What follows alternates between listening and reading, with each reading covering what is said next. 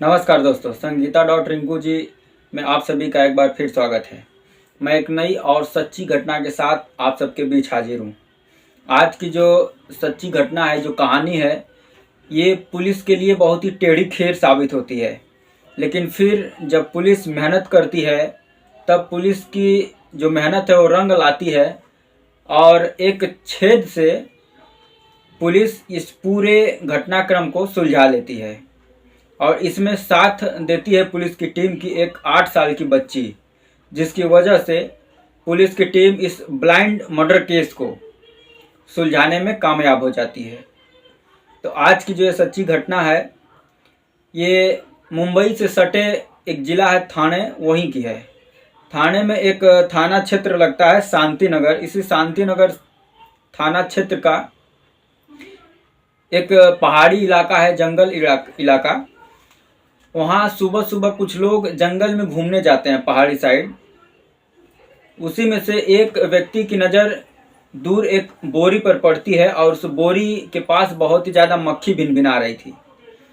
जैसे ही उस व्यक्ति की नज़र उस पर पड़ती है, वो और लोगों से बोलता है और वो लोग जब पास जाकर देखते हैं तो बोरी से जो है कि खून रिस रहा था, बाहर आ रहा था। अब वो लोग देख करके घबरा जाते हैं, तुरंत पुलिस को खबर देते हैं। पुलिस की टीम वहाँ पर पहुँचती है, उस बोरी को अपने कब्जे में लेती है और जब उसका मुंह खोला जाता है तो खुद पुलिस की टीम जो है कि भौचक्की रह जाती है दृश्य को देख करके।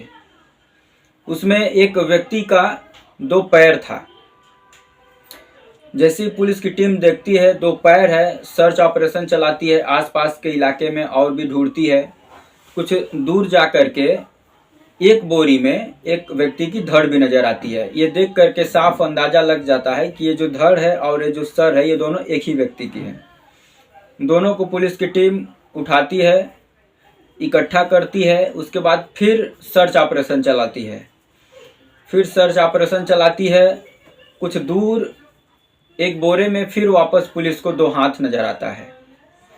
उसके बाद पुलिस की टीम और जो है कि ढूंढने की कोशिश करती है, क्योंकि अभी तक सर नहीं मिला था। सर अभी गायब था। पुलिस की टीम ढूंढती है लेकिन तो सर नहीं मिलता है। 2 पैर, 2 हाथ और धड़ पुलिस को मिलता है। पुलिस की टीम लेकर के थाने पहुंचती है। उसके बाद आसपास के एरिया में पूछताछ करती है कि क्या कोई गायब हुआ है। अपने पुलिस स्टेशन में फाइल को खंगालती है कि ऐसा तो नहीं पिछले कुछ दिनों में कोई गुमशुदगी की रिपोर्ट दर्ज हुई है, लेकिन ना ही कुछ एरिया से खबर मिलता है और ना ही पुलिस की किसी फाइल से। तब पुलिस की टीम जो है कि आसपास के जो थाना रहता है वहाँ पर खबर पहुँचाती है कि ऐसा ऐसा जो है कि डेड बॉडी मिली है, अगर किसी की गुमशुदगी की रिपोर्ट हो तो खबर की जाए। 2 दिन के बाद उस शांति नगर पुलिस स्टेशन में पास के एक पुलिस स्टेशन से खबर जाती है, जिसका नाम शाहपुर पुलिस स्टेशन है। इस पुलिस स्टेशन से शांति नगर पुलिस स्टेशन में एक खबर जाती है कि 1 अक्टूबर 2011 को एक व्यक्ति की गुमशुदगी की रिपोर्ट जो है कि हमारे थाने में लिखी गई है और वह व्यक्ति अभी तक मिला नहीं है। तब पुलिस की टीम जो है कि उस व्यक्ति से संपर्क करती है जिसने ये गुमशुदगी की रिपोर्ट दर्ज कराई थी। तो उस व्यक्ति का नाम है राजा राम जाधव, जो कि शाहपुर पुलिस स्टेशन के अंतर्गत उसका घर आता है। अब पुलिस की टीम उसके घर पहुंचती है, उससे पूछताछ करती है, तो वो बताता है कि हाँ, मेरा बेटा 1 अक्टूबर को गायब हो गया, उसके बाद वो अभी तक घर नहीं आया है। मैंने गुमशुदगी की रिपोर्ट जो है कि शाहपुर पुलिस स्टेशन में लिखाई है।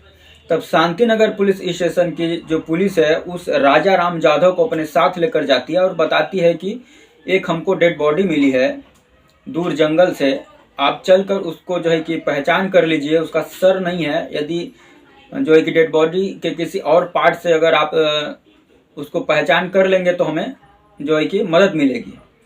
अब वह व्यक्ति जाता है, सर तो रहता नहीं है लाश के। धड़ देख करके, उसका हाथ देख करके वो पहचान जाता है, क्योंकि उसके हाथ में कलेवा बंधा हुआ था, रक्षा बंधा हुआ था। उसको देखते ही वो पहचान जाता है और बोलता है कि हाँ, ये मेरा बेटा विनोद जाधव ही है।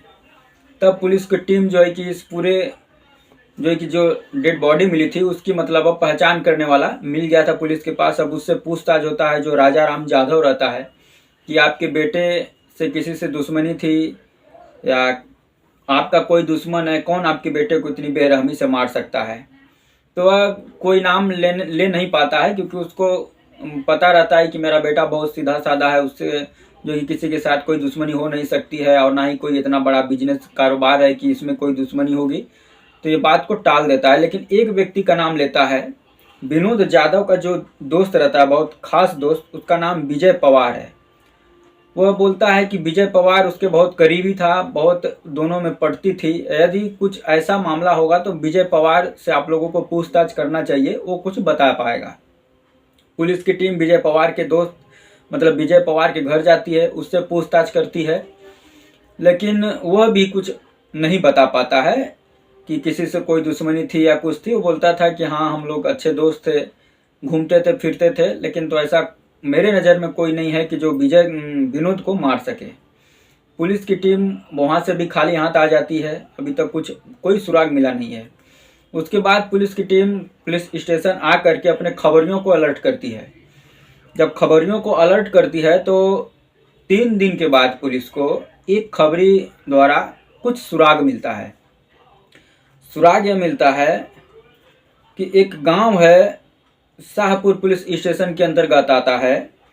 उस गांव में एक 40 वर्षीय औरत है जिसका नाम है कमलाबाई जाधव, और वह अपने घर में अकेली रहती है। उसकी 2 शादियां हुई हैं, 6 बच्चे हैं, लेकिन ना ही कोई बच्चा उसके पास रहता है और ना ही उसका कोई पति उसके पास रहता है। वो पूरे घर में अकेली रहती है। अब पुलिस की टीम उससे पूछती है कि तब इससे और विनोद जाधव से क्या संपर्क हो सकता है। तब वह बताता है कि इन दोनों में संबंध कुछ न कुछ तो जरूर है, क्योंकि विनोद जाधव या कमलाबाई जाधव के घर बहुत ज़्यादा देखा जाता था। अब पुलिस की टीम कमलाबाई जाधव के घर पहुंचती है और उससे पूछताछ करती है। जब उससे पूछताछ करती है तो कमलाबाई जाधव ये बात तो स्वीकार करती है कि हाँ, विनोद जाधव से मेरी पहचान थी, वो मेरे घर पर भी आता जाता था, लेकिन इस हत्या में मेरा कोई हाथ नहीं है। और बल्कि हमको तो ये पता भी नहीं कि विनोद जाधव की हत्या हो गई है, बल्कि उसको सदमा भी लग जाता है और रोने भी लगती है। पुलिस की टीम उसको चुप कराती है। उसके बाद वहाँ से भी पुलिस की टीम खाली हाथ उसके घर से रिटर्न आने के लिए जैसे ही निकलती है उसके घर से बाहर, पुलिस की टीम पूरी बाहर निकल जाते हैं। जब अपने गाड़ी में बैठने जाते हैं तो उसी में से एक पुलिस वाले की नज़र कमलाबाई जाधव के घर के दीवार पर पड़ती है और वहाँ पर एक छेद नज़र आता है। छेद ऐसा भी कि ऐसा लगता है कि वो किया गया है। अब पुलिस की टीम जो है कि उस छेद को देख करके उसके माइंड में कुछ तो आता है, लेकिन फिर ध्यान नहीं देते हैं, वो लोग वहाँ से निकल जाते हैं। लेकिन शक जो है कि पैदा हो गया था कमलाबाई जाधव के ऊपर। उसके बाद अगले दिन पुलिस की टीम बारी बारी से हर रोज़ कमलाबाई जाधव के गांव सादे वर्दी में जाते थे, कभी चाय पीने, कभी किसी बहाने से, कभी किसी बहाने से, मतलब पूरी तरीके से खबर को इकट्ठा करने के लिए। उसी दौरान पुलिस की टीम को नज़र आता है कि एक 8 वर्षीय बच्ची जो कमलाबाई जाधव के घर से मतलब ज़्यादा ही उसका लगाव है, और कमलाबाई जाधव से भी, क्योंकि कोई भी सामान मंगाना हो तो उसी बच्ची से वो मंगाती थी, और ये बच्ची भी खेलते खेलते उसी के घर जाती थी, बैठती थी, टीवी देखती थी, मतलब बहुत ज़्यादा ही लगाव था उस बच्ची से और कमलाबाई जाधव से। तब पुलिस की टीम को लगता है कि अगर इस बच्ची से कुछ पूछा जाए, दोस्ती किया जाए, तो शायद ये कुछ बता पाए। फिर पुलिस की टीम जो है कि उस बच्ची से दोस्ती बढ़ाती है, धीरे धीरे चॉकलेट देकर, टॉफ़ी देकर, बिस्किट दे करके उसके साथ खेलते खेलते जब पूरी तरीके से पुलिस की टीम उससे दोस्ती बना लेती है उस बच्ची से, तब कमलाबाई जाधव के बारे में उससे पूछती है। तब वह बच्ची एक कहानी सुनाती है, और जब कहानी वो बच्ची सुनाती है तब उस जो है कि जो मैं आपको स्टार्टिंग में बोला था कि छेद की वजह से इस पूरे मर्डर केस का जो है कि सुलझा था, तो वो बच्ची कहानी बताती है। कहानी ये रहती है कि वो बच्ची बताती है कि एक दिन मैं कमलाबाई जाधव के घर जा रही थी, लेकिन देखी कि बाहर से कि उसका दरवाज़ा बंद था। तब हम रिटर्न आ रहे थे, लेकिन उसके घर से हमको कुछ आवाज़ें आई, और जब आवाज़ें आई तो उसके घर के एक सामने दीवार में छेद है। मैं वहाँ से जब झांकने लगी तो अंदर देखी कि एक अंकल को कमलाबाई जाधव और 3 लोग और मिल करके मार रहे थे। उसके बाद मैं देखने लगी वहीं पर खड़ी हो करके, तो देखी कि पहले उनको मारते हैं वो लोग, मारने के बाद उनके लाश को कई टुकड़ा करते हैं, कई टुकड़ा करने के बाद बोरी में भर के मुंह को बांध देते हैं। उसके बाद मैं डर गई, डर के वहाँ से भाग गई। जब इतना बात पुलिस की टीम उस बच्ची से सुनती है तो तुरंत पुलिस की टीम जो है कि कमलाबाई जाधव को जा करके अरेस्ट करती है। अरेस्ट करने के बाद पुलिस स्टेशन लेकर आती है।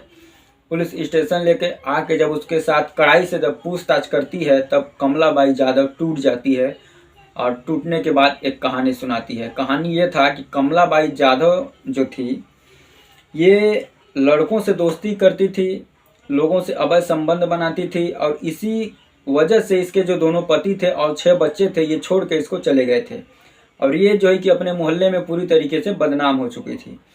ये जो विनोद जाधव था ये भी कमलाबाई जाधव के संबंध में था और उसका जो दोस्त था विजय पवार, जिससे पुलिस स्टार्टिंग में ही पूछताछ कर ली थी, वह भी उस कमलाबाई जाधव से संबंध में था। अब इसी में दोनों में जो विजय पवार था और विनोद जाधव, कमलाबाई जाधव को लेकर के इन दोनों में दुश्मनी पैदा हो जाती है, दोनों दोस्तों में दुश्मनी पैदा हो जाती है। उसके बाद विजय पवार जो है ये कमलाबाई जाधव को लालच देता है कि मैं विनोद जाधव को मारना चाहता हूं जान से और उसमें तुम मेरा साथ दो, उसके बाद मैं तुमको इतना ज़्यादा पैसा दे दूंगा, सोना चांदी दे दूंगा कि तुम्हारा घर भी पक्का बन जाएगा और तुम ऐश की ज़िंदगी जियोगी। इसके लिए ये लालच में आ जाती है। उसके बाद कमलाबाई जाधव उसको 1 अक्टूबर को अपने घर फ़ोन करके बुलाती है। अब ये जाता है वहाँ पर। उसके बाद विजय पवार अपने 2 दोस्तों को लेकर के वहाँ पर जाता है। उसके बाद उसको वहीं पर दोनों मारते हैं। मारने के बाद सब मिल करके उसको मार के उसका जो है कि डेड बॉडी का टुकड़ा करते हैं। उसके बाद बोरी में भरते हैं। उसके बाद रात में ले जाकर ये सब उसी जंगल में, उसी पहाड़ के पास फेंक करके आए थे। जो सर है, सर को सब दूर जंगल में, उस जहाँ पर डेड बॉडी फेंके थे उससे बहुत दूर उसी जंगल में ले जाकर एक जगह गाड़ कर आए थे। पुलिस की टीम इन चारों को लेकर जाती है उस जंगल में और सर भी बरामद करती है। उसके बाद जो है कि इन चारों को पुलिस जेल भेज देती है। उसके बाद जो विनोद जाधव था उसके पिता को बुलाती है, जो राजाराम जाधव हैं उनको बुला करके पूरी जो है कि डेड बॉडी उनको सौंपी जाती है। तब जाकर के ये मामला खुलता है कि जो विनोद जाधव है उसकी हत्या एक प्रेम प्रसंग में उसी के दोस्त और उसी औरत जिसके साथ इसका संबंध था उसी से ये दोनों मिल करके किए थे। और एक बच्ची जो वहीं पर खेलती थी और पुलिस की मेहनत रंग लाती है कि कैसे उस बच्ची से दोस्ती करती है और वो बच्ची जो छेद से देखी थी पूरे घटनाक्रम को वो पुलिस को बताती है और पुलिस इस पूरे घटना का खुलासा करती है। तो यही रही दोस्तों आज की सच्ची कहानी। ऐसे ही तमाम स्टोरी कहानी के लिए हमारे चैनल को सब्सक्राइब कर दें, वीडियो अच्छा लगे तो लाइक कर दें और शेयर करना ना भूलें। जय हिंद, वंदे मातरम।